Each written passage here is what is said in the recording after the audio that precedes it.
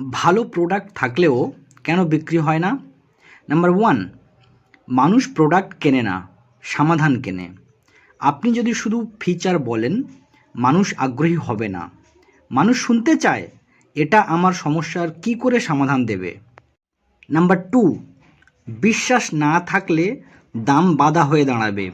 ভালো প্রোডাক্ট দাম কম, তবু বিক্রি হয় না, কারণ বিশ্বাস তৈরি হয়নি। মানুষ আগে দেখে এই মানুষটাকে বিশ্বাস করা যায় কি না। নাম্বার 3, ভুল মানুষকে টার্গেট করা হয়।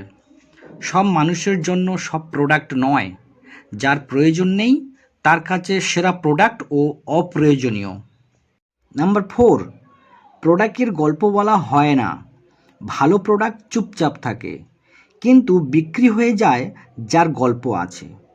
মানুষ যুক্তি দিয়ে ভাবলেও সিদ্ধান্ত নেয় আবেগ দিয়ে।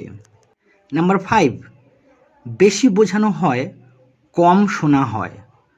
অনেকে শুধু বলে যায় কিন্তু শোনে না। যে মার্কেটার শোনে তার প্রোডাক্ট নিজেই কথা বলে।